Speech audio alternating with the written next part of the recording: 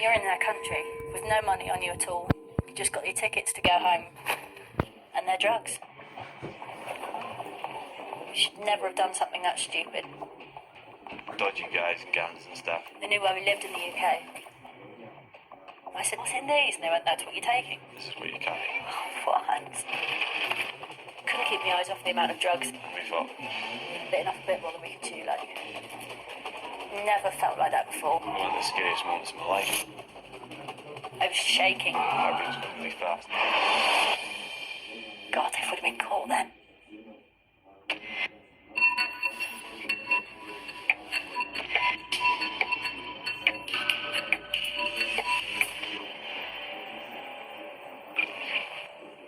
In Scotland, I was working for BT. I was on a call centre. It was a rubbish job. Getting bored of it. I was there for maybe 4 years.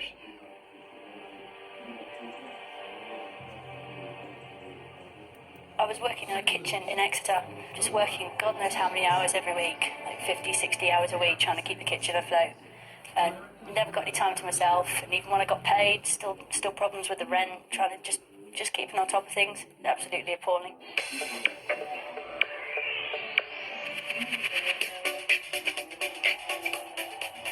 Yeah, just decided to live in Ibiza. The sun's shining constantly, everyone's happy, everyone's cheerful, and it's not the UK. Party, happy times, nothing like the UK. I was already in Ibiza for maybe a month before I actually met Lucy. It was the very, very beginning of the season. And Scott was a friend of one of my friends already, so he introduced us, and that was just it. But she pulled me. He moved into my house that week. And, yeah, together ever since. Spent the whole season together, working. Yeah, he just never went home. Bless him.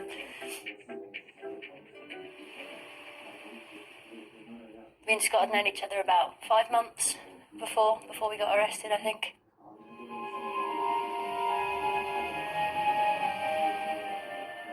When the season starts coming to an end in Ibiza, it's really nerve-wracking. Most people tend to go home, go back to England, go back to their respective jobs or their respective wives or whatever they do. I didn't want to go back this year, and I know Scott didn't want to go back to Scotland either.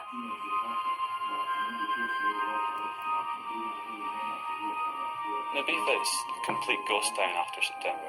We didn't really want to stay in Ibiza for the whole time, you know. Lucy done it before and says it's really boring. It's just trapped on a tiny little island, basically, in winter. So no more parties. Gets quite cold as well, the swimming pools will freeze over and stuff. The money, like I say, is very, very scarce. You have to make enough money during the summer season to be able to see yourself through the winter season, because there is no work in Ibiza in winter. We didn't put enough away to survive a winter.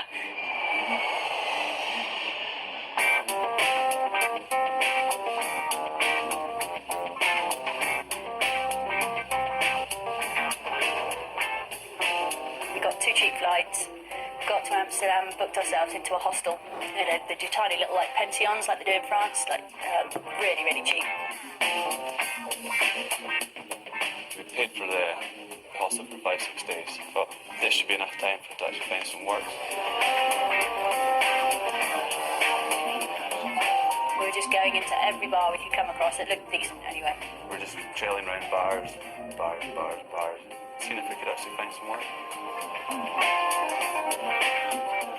Just going in, sitting down, having a few beers, chatting to people, going on to the next one, having a few more beers. It was an excuse for like an extended pub crawl, but job hunting at the same time. Yeah, it was good.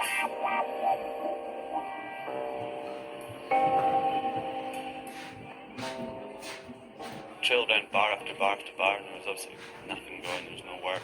We didn't have much money at all. We were pretty broke. We didn't even know if we had enough money to go back to the UK. We were becoming desperate.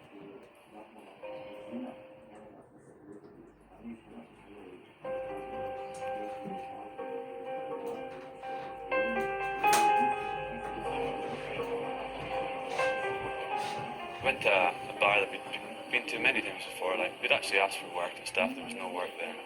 I remember sitting at the bar with Scott. It's a dark, smoky little, proper little, small, dark, dingy Amsterdam bar. A guy came up to us. It's a guy we didn't even know. Came up to us, bought us a couple of drinks. A Dutch guy.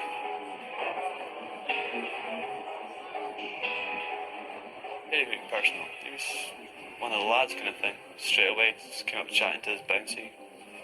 Seemed like a nice guy, and we thought we could trust him.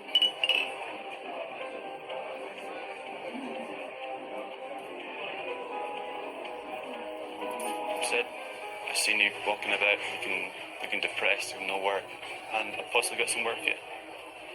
And he said, it's not exactly legal. If you're interested, there's a way you can make some money if you're really up for it. And me and Scott both went, come on, tell us about it, please. Sounds interesting. He said, you've got to go over to Costa Rica and bring back some marijuana. Maybe 2.5 kilo each of cannabis. Me and Scott were both, I don't know, not quite sure, man, sounds a bit dodgy. He was very persuasive, and he says, go over to Costa Rica, all expenses paid for a 2-week holiday. Stay in a hotel of his choosing. They'd get in contact with us on the first evening. Leave us alone for the rest of the holiday. They'd deliver us some blocks of marijuana. We'd go to the airport the next day. Said it would be X-ray proof. Come home. Give them the suitcases, they give us our money. Everyone goes off happy. And he says, it's 5,000 each, 10,000 euros. We thought, wow, this is a lot of cash. We can live on that for the whole winter. You can go back to the reef for next summer and still have cash. You know? He said, well, think about it. If you're up for it, he said, I'll be in this bar tomorrow night. Come back and we'll have a chat. So me and Scott both left. Probably didn't know what to say to each other. We were like, oh, Dad's dodgy, man. But he'd offered us quite a bit of money for doing it. That evening, me and Scott went back to our hotel.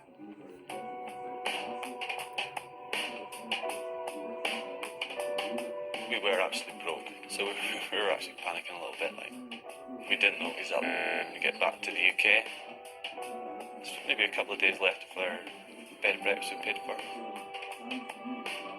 Me and Scott were both discussing the pros and cons of obviously what was going to happen.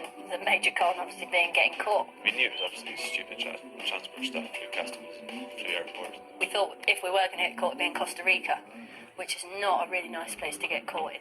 But no one gets caught. Everything's safe. And plus, it's legal in Amsterdam. No one gives a damn about the stuff. Lucy thought it was a better idea than I actually did, so I decided to actually flip a coin. Scott was like, right, I'll toss a coin. So I was like, right, fine, we've got to live by the results. So no matter what the results say, we've got to live by them. Scott's like, yep, definitely. So he flicked a coin. Never done anything like this before. You read in the books about people that have got locked up in Thailand and stuff. I remember reading a couple of months before we left, Forget You Had a Daughter. That was by some bird that got locked up in Thailand. Fantastic book, and I was reading it going, oh, poor girl. Absolutely terrible. But yeah, you just don't think it's going to happen to you, do you?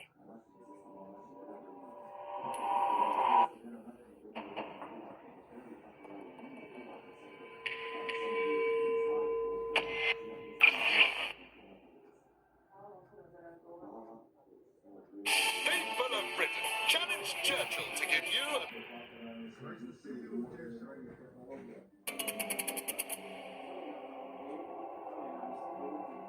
At that point, we were absolutely broke. We didn't know exactly where we were going to get cash from. We didn't know how we were going to get back to the UK.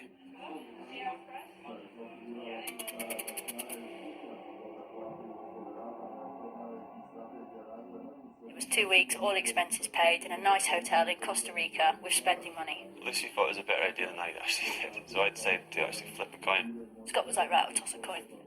No matter what the results say, we've got to live by them. Scott's like, yep, definitely. So he flicked a coin. And it came up heads, which is no-go. And I was like, right, final one. If it comes up as a no-go, it's a no-go. And he flicked it. It was heads again, which is a no-go. We both looked at each other and went, well, we're going anyway, aren't we?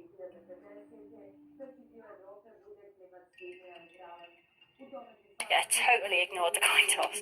I convinced myself. Well, a few beers, a few vodkas, and it's that part of my head just kind of took over and says, let's do the job.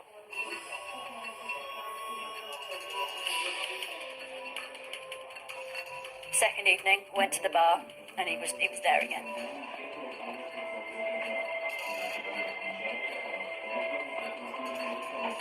He said if we thought about it. Me and Scott both said, yeah, please. We're both very interested if you want to explain to us in full detail, which he did. He said, I pay for your tickets and everything. You go over to Costa Rica and stay in a place that I tell you to stay. He said, you'll be contacted over there, and these guys will give you some blocks of marijuana.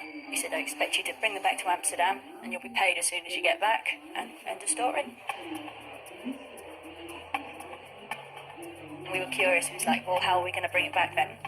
And the guy said, there's no problem going through customs. He said, it'll be x-ray proof as well. Once you've got out of Costa Rica, he said, you're home free. No problems at all. And he actually said that the same job had been done back and forth, no problems. The Costa Rican guys had done it, and they hadn't been caught. We're a British couple, nobody had suspected us. We thought, yeah, let's go for it.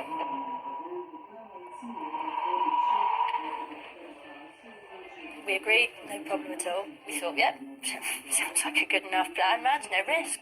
I think we both thought we were kind of invincible, actually. He took photocopies of our passports and everything, so he knew where we lived.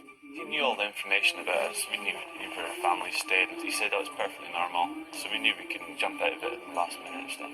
He turned around, gave us our tickets and said, you're flying out tomorrow. And we were like, wow. And you got to remember, we didn't know what we were going to do for the winter, man. This was a 2 week all expenses paid holiday to Costa Rica, man.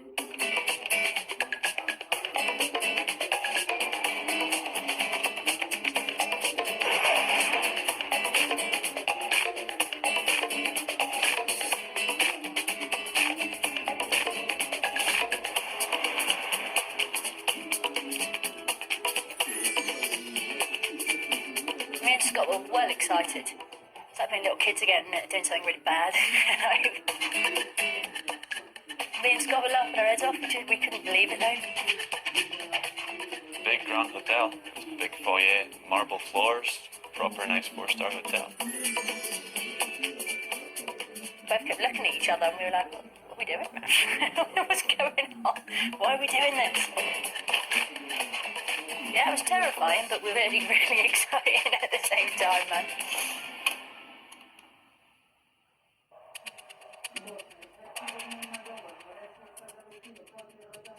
We were told when we were in Amsterdam that on the second night, someone would introduce themselves. We knew we had to meet the guys to show that we'd actually got there and that we were ready to do the job. They said to us that if you go out at all on the second day, wear a cap. There's going to be people around, and if they see you wearing a blue cap, they'll be able to recognise you more easily. So when I left the house that day, I had to wear a blue baseball cap. Lucy wore the cap. We had to go and meet them just maybe the next block from the hotel itself. They wouldn't recognise us, kind of speak to us. Me and Scott were deadly nervous, man. Deadly nervous. We're like, I don't know what these people are going to be like. They're going to be gangsters or something. Yeah, I was looking out for them everywhere. I couldn't see anyone that looked like a suspicious cartel dealer. Do you know what I mean? So if they were there, we didn't see them. Didn't see them at all. And I really was looking. But it wasn't necessary as they came to our rooms anyway. They left a message in reception for us. They were going to make contact again. We were told someone would come to our rooms and introduce themselves, and that's what happened.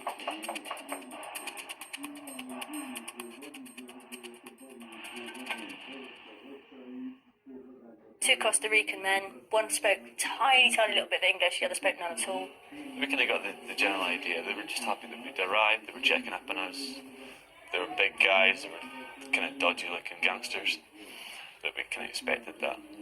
Had minimal conversation. They weren't in the room for any more than 2 minutes. Said, have a nice holiday. We will be watching you occasionally. We'll be back on your last night. And then left again. Everything was as planned, as we'd been told. There was absolutely no problems and no hitches, and we thought everything was good as gold.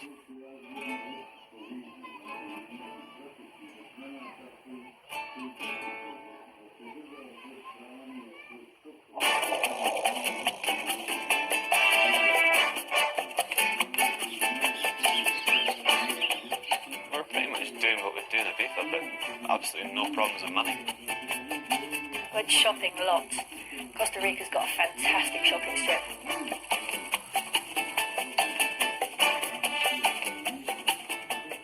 We had a great fun. Really enjoyed ourselves. Really did.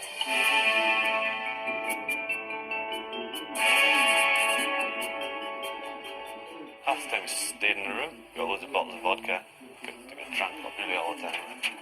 So we were just happy. It was fantastic. I've never actually used a room service system so much in my life, man. Proper. Yeah, it was really good.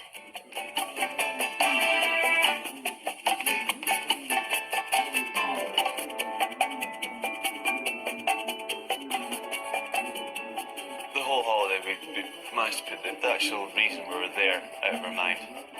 We just took it as a 2-week holiday. Yeah. It was like a kind of unspoken agreement. We didn't discuss it once we were on holiday. We were on holiday to enjoy ourselves. We didn't discuss the situation at all. It was always niggling slightly at the back of your head, like always. But we were there. We were going to do it. We might as well take advantage of the situation. There's no point sitting in the room moping and being all scared and nervous, because otherwise what's the point of being there, do you know what I mean? We get back from doing something or going shopping or something, we'll both be like, oh, we know why we're here. It's always at the back of your mind niggling you.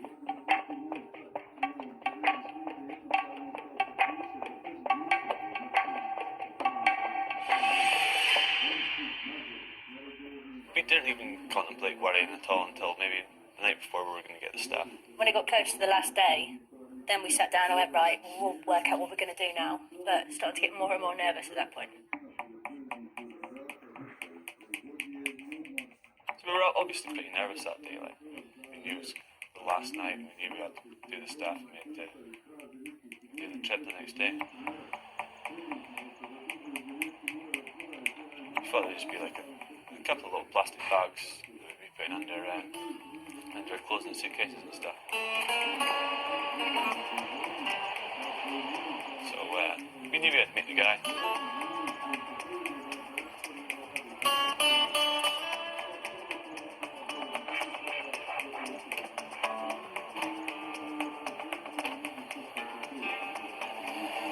They picked us up and we went off with them.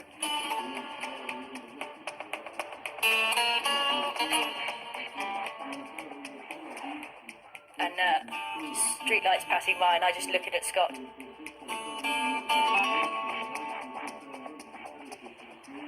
And they drove us around a bit, didn't have a clue where we were. We were both in the back. They said the bags are on the floor. Said, right, there's two suitcases there, they're yours. And we tried to lift them up and they were really heavy. And the guys were like, well, I said to the guys, what's in these? And they went, that's what you're taking. And Scott picked up the other one and we both looked at them. We also said, this is way too much. This is a hell of a lot more than 2.5 kilo each. And is it still supposed to be disguised as holiday knickknacks, etc.? And it was just going, this was the deal from the start. This is what you're going to be carrying. This is what you carry.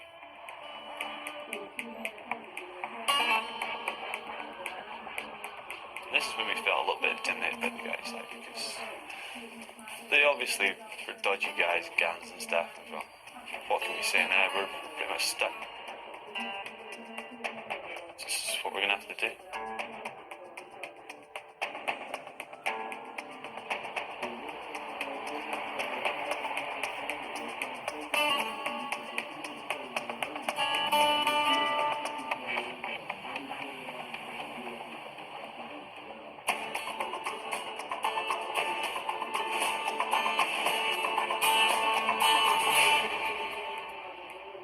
After we left the car, we thought, whoa, we've been conned here, what are we going to do now?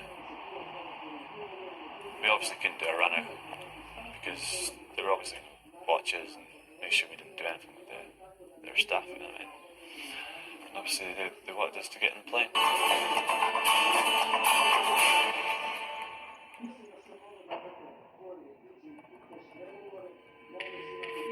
Got the cases to the hotel and I was like, right, let's get our clothes in, basically, get packed.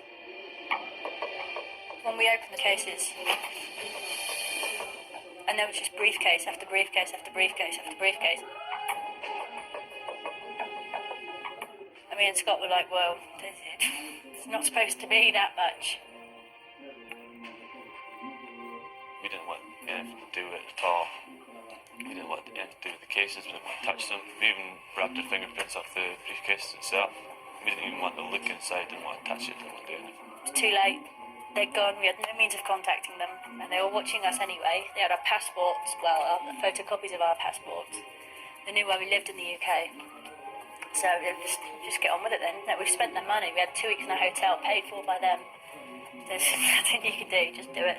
So we just went along with it then.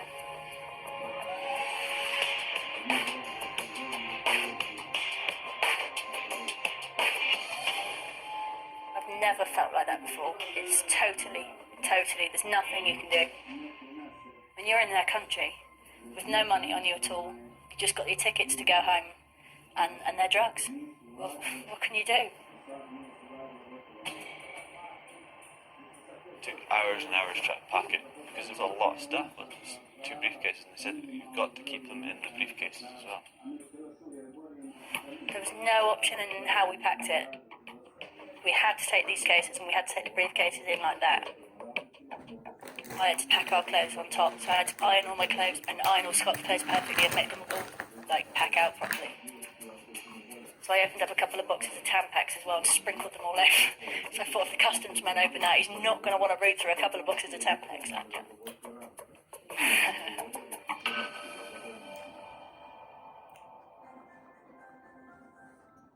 Definitely very much out of control from the moment they gave us the suitcases, and we realised bitten off a bit more than we could chew, like.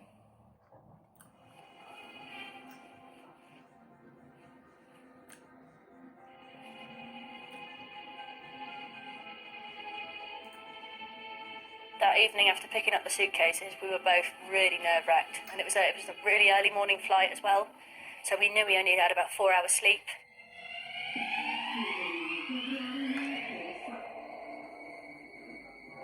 Yeah, just tried to get our heads down just for a few hours. We didn't sleep really well because it was just pure nerves. It wasn't easy, man. It was a proper bit of 4 sleepless hours.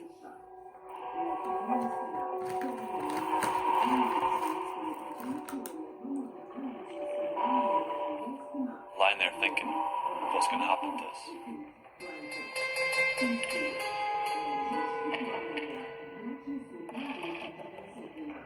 We get caught in customs, we get our bags searched, what's going to happen?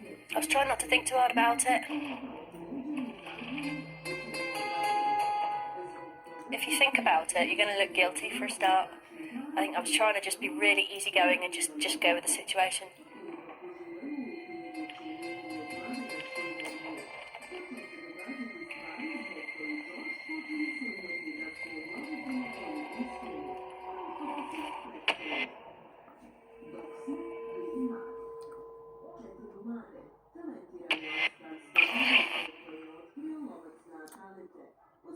People of Britain, we now finds the majority of its visitors are the deported. Islam. Definitely very much out of control from the moment they gave us the suitcases, and we realised bitten off a bit more than we could chew, like.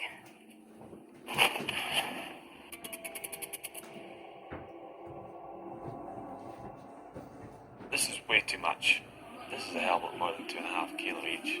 And me and Scott were like, well, it's not supposed to be that much. And they were just going, this was the deal from the start. This is what you're going to be carrying. This is what you carry.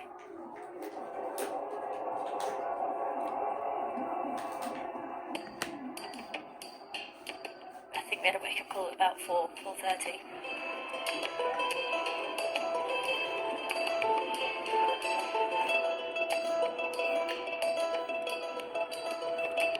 Literally got ready, flew round the room, got everything together, showered, changed, straight into a taxi to the airport.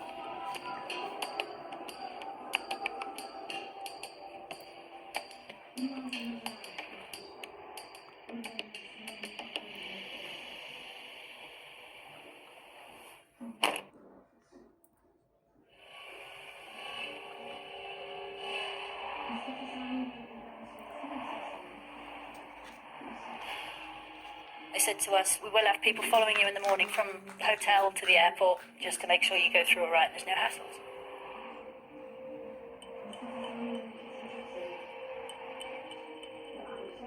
just hyped to get us to the airport. But at the end of the day, we did have a hell of a lot of their drugs on us.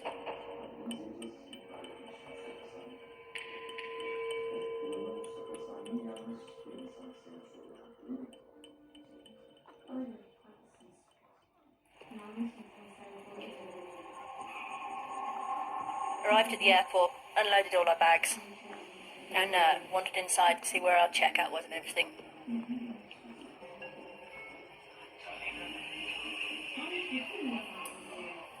The flight was one big long stand, and right at the end you had two customs men stood there with a table, and they were just picking up suitcases, going through every suitcase. We both realised that this could be a problem. A big problem. Oh no. What are we going to do? They're checking all the suitcases.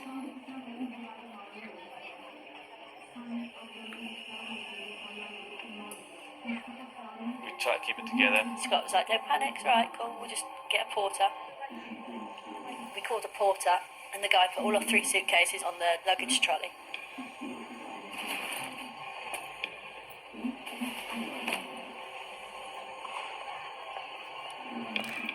And he walks through with us. We're walking along behind, and you've got to remember, you try not to look nervous or anything. You've got to completely put it out of your head. You can't think about it, because otherwise the whites of your eyes are going to be showing, man. They're going to pick you up in seconds. You know what I mean?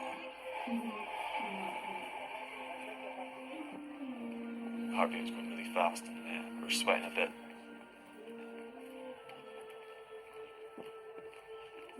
Probably one of the scariest moments of my life. Seeing the bags getting searched, and obviously knowing that we got lots of stuff on us. I was shaking like a leaf, man. I had to give the tickets to Scott to hand over. I couldn't even hand them over.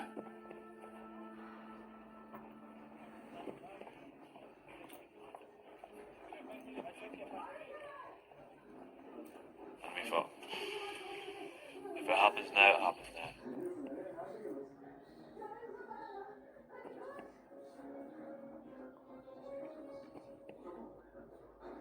And the customs guy just looked at our baggage trolley, looked at the 3 huge suitcases, and just waved us straight through.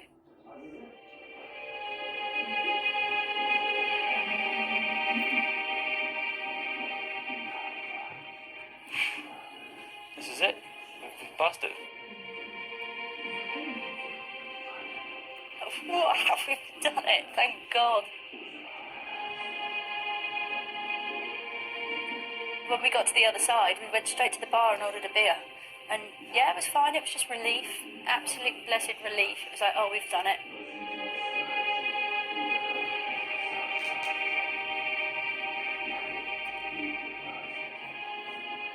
The bags were going to be straight through Amsterdam. We'd never see the bags again. We thought, we've gotten away with it. We were absolutely delighted. Both of us sat down and talked about it. We should never have done something that stupid. It was ridiculous. I mean, it was the handing of the tickets that made you really think, God, if we'd been caught then. Seeing the customs guys, you know.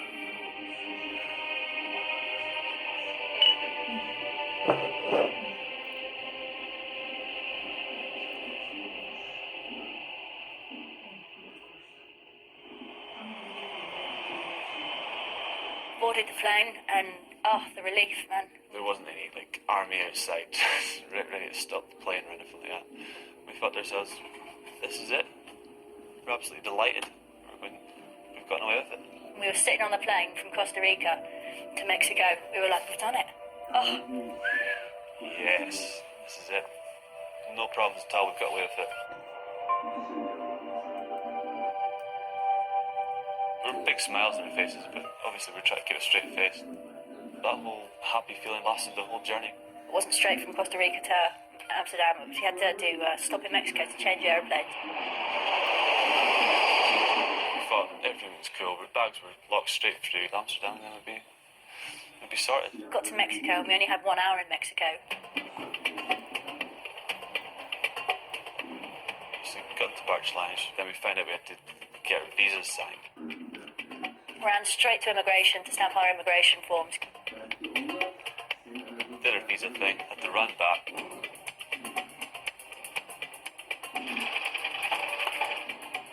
By the time we'd done that was an hour. And they'd already called lights flight on our plane. So we legged it straight to our booking desk.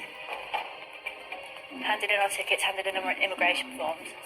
And there was quite a few people standing around the desk, like official-looking types.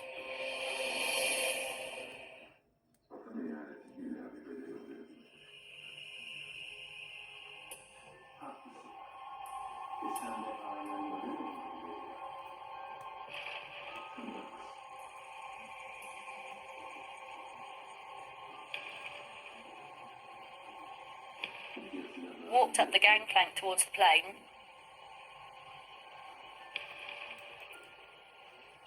We could actually see the doorway of the plane.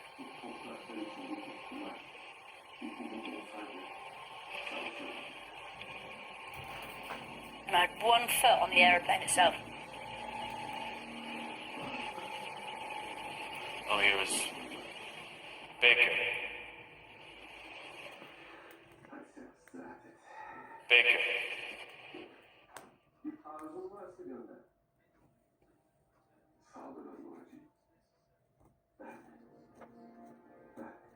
You knew in our hearts that it was because they'd actually searched the bags. I knew there was no other reason on earth why they would call me back, apart from the fact that they'd found the drugs. We've seen a customs guy, a federal cop, a gun, cuffs, holster.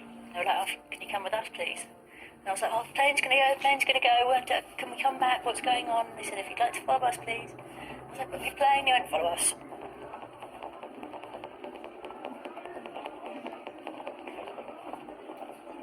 It's really hard to describe the feeling. It's the most nervous and scared I've been ever. So we followed them right the way down to like the bowels of the airport and all these through these little rooms and passages and through past all these x-ray machines until we came to this one room. And our suitcases were just spread on the table. Me and Scott just absolutely, we were terrified. Terrified, man. Shaking like a leaf already, hot sweat, cold sweat. They just pulled their briefcases out. And Scott just looked at the briefcases and just looked at me and I was like, oh, here we go. We said we didn't want to touch it because it wasn't ours. We tried to make up little stories, but they hardly spoke in English anyway. And they undid the first briefcase. They said to us, do you know what's in here? And we both went, no, haven't got a clue. And they pulled it out and it was a package wrapped in like silver foil, which I presume was what was going to x-ray proof it. One of the briefcases had packs in that weren't silver foiled, and it was just pure white powder. I mean, Scott just looked at each other and went, oh, no, we're really in trouble, man.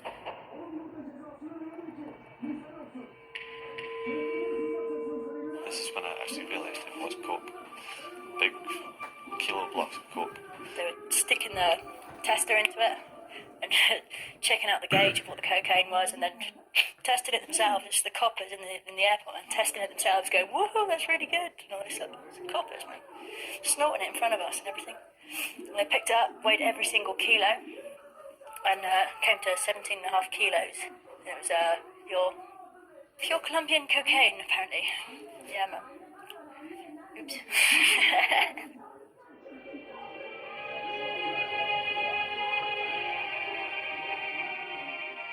I was in shock.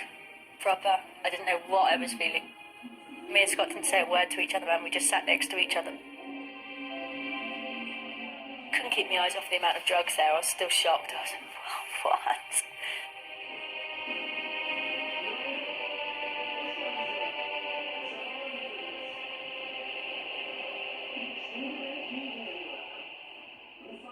After they'd bagged all the drugs up and everything, taken them away, and they took us off to the police station. And they took Scott and me off separately. We were pretty much pointed the machine gun to the vans outside. They had an M16 pointing us at all the time. Sirens going, really crapping ourselves at this point. Huge great guns, man. Huge. Pointed them everywhere. I was like, don't point that at me. We were supposed to tranquilo. We're not going to run. And they just drove us off to the police station, but we were in separate jeeps. That was just horrific, man. Because I couldn't get to Scott, couldn't get anywhere near him. I didn't know where we were going. They wouldn't speak to me, and they were pointing machine guns at me.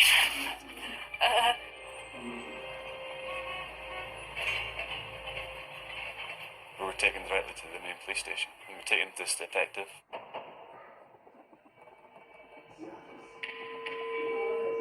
He seemed like the kind of detective you get in a TV show in America.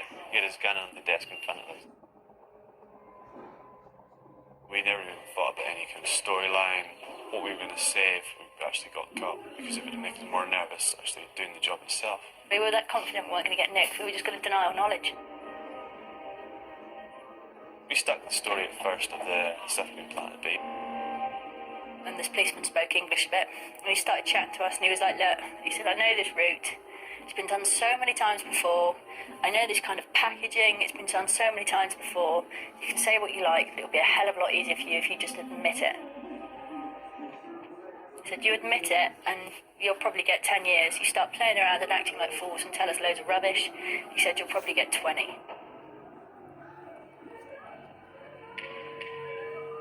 we didn't believe him at first. Then we actually started asking them what were the prisons like in Mexico, and they were going, they're horrible. And at that point, I just started crying, and I was bawling like a baby. Just going, what are we going to do, what are we going to do?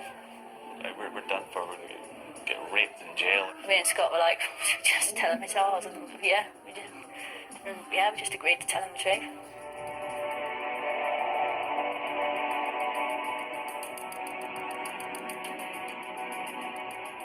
Just admitted it. There wasn't a lot really we could have said otherwise, you know what I mean? So.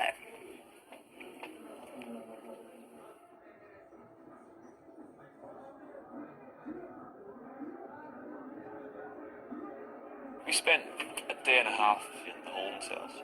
That seemed like the worst part of it. We didn't know what was going to happen. Were we going to see each other again for 10 years? We didn't know anything.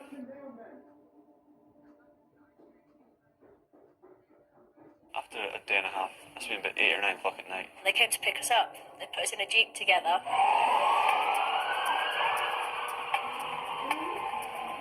They had me handcuffed, sitting on the floor. But after maybe 10-15 minutes, they took my handcuffs off and let me sit beside Lucy. The guards in the Jeep with us were like, yeah, sit on your boyfriend's lap, sit next to him, you can kiss him, it's going to be the last time you see him for ages. We didn't know what was going to happen then. We didn't know if we were going to see each other again. So I gave Scott a kiss goodbye and I said to him, keep trying to phone the embassy, just nag everyone until you can get through to the embassy and I'll do the same thing and I'll see you as soon as I see you, basically.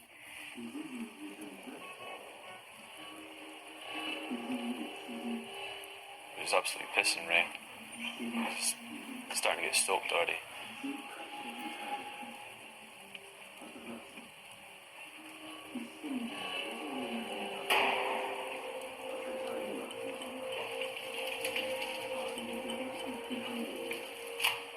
Taken round a kind of concrete garage, made me strip off, hose me down. They obviously tried to search my ass and stuff like that. Yeah, it was really daunting. And then put my clothes back on, took everything off me except for one pack of cigarettes and one book that I had. I just felt nervous, alone, didn't know what was happening, couldn't see Lucy, didn't know what was going to happen at all. They reversed the Jeep, drove round to the other side of the prison, and then got me out as well. And I'm still wearing what I was wearing for the flight. Took me into the main gate to the prison and said, there you go, new recruit, there's the paperwork, off you go. And then just left me there. And Scott was gone.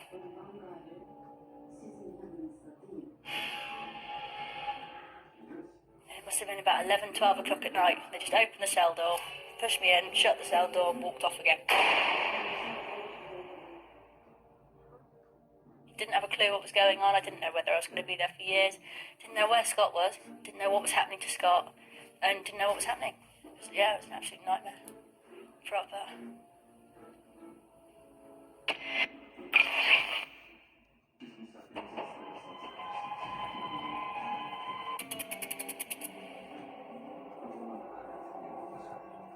The detective said, you're looking at least 10 years. We didn't believe him at first. We went, oh, no way, no way. And then we actually started asking them what were the prisons like in Mexico, and they were going, they're horrible.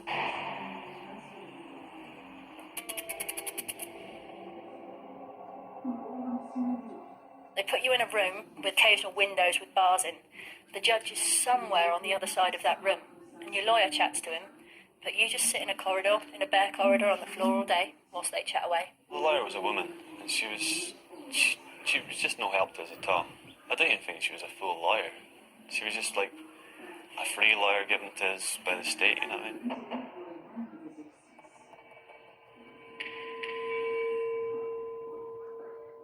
Yeah, it's about 10:30 in the evening. I was sitting in my room, and I knew the sentencing was due any time.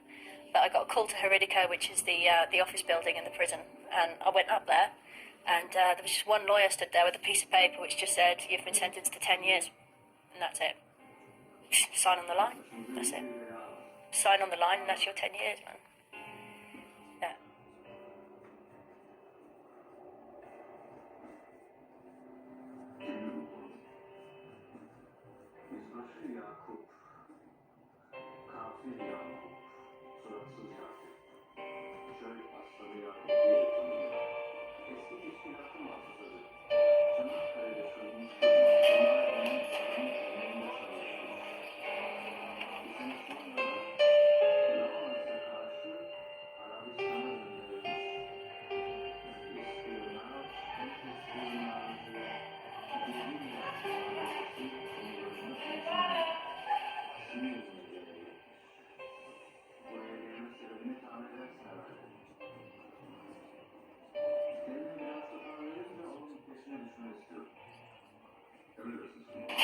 Some of the dormitories are absolutely appalling for the violent girls or for the drug addicts. They're hideous.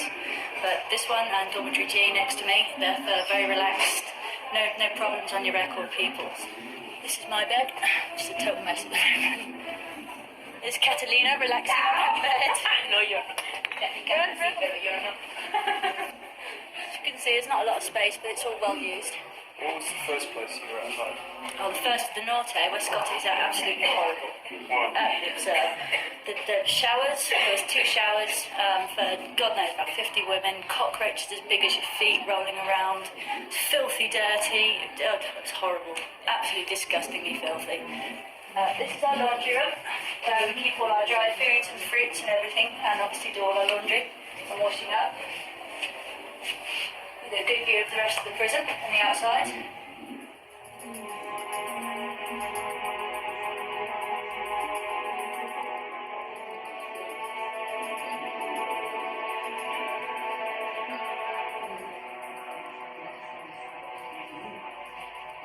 Terry's bed, Marcos's bed, Ping Pong's bed. Toilet, usually got a curtain up, but the curtain seems to have fallen down.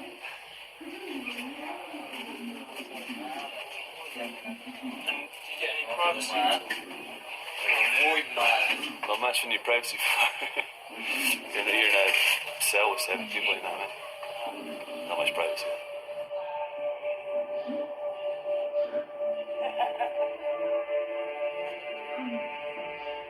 So I chose this block because it's a protection dorm, a lot safer, less robbing, less fighting. Obviously a better environment to be in. People are going for shit in the shower block and stuff. People are pissing in the hallways. The place just stank all the time. Tramps and stuff, walking about. Looked like they were full of disease. At one point I got my trainers robbed off my feet. Spent my days here, sleeping a lot, reading a lot, talking to my roommates, eating. Nothing much else.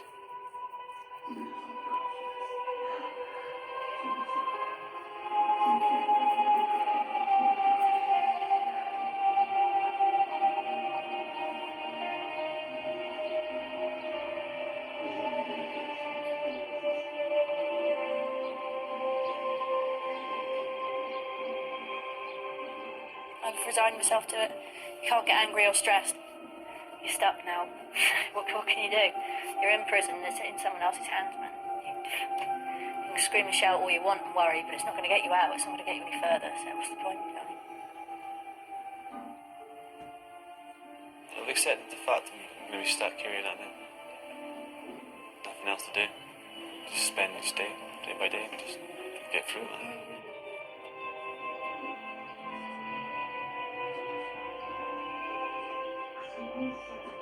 Not much fun to be had in here. They stick me in a room with hundreds of other females, and no pub and no beach and no fun to be had anywhere. Yeah, that's prison. Yeah, definitely kind of curbs your fun side.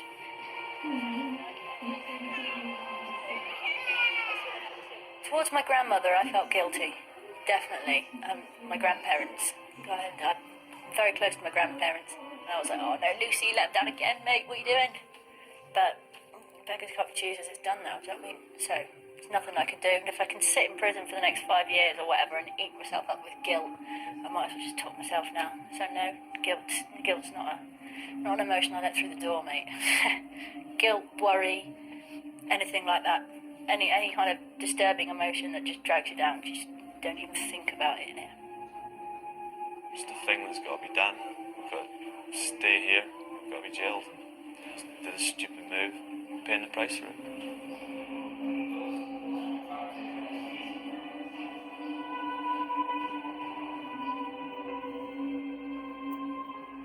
There's no one else to be angry at but myself. Thought it'd be a walk in the park and it wasn't.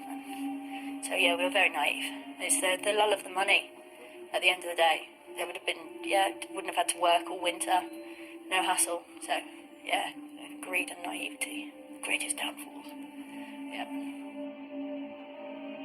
I'm just living things day by day now, hoping for the 5 years to pass quickly. Get transferred back to the UK. Get freedom. Try and live a normal life again, you know what I mean? Yeah, you try not to think about when you get out because it seems like such a long time away. And if you start making plans now, then you start thinking on the plans now, and then you kind of lose the fact that when you're here, you have to focus on the present. You really, really have to keep the present in focus. Because, otherwise you get too depressed, man. You start thinking about what life's like out there, what you're going to do when you get out, and then you realise you're not going to get out for a very long time. So, no, you don't. You just don't plan anything. Best not to plan anything, ever. No, just got, focus on the present. One day to the next is definitely the best, man.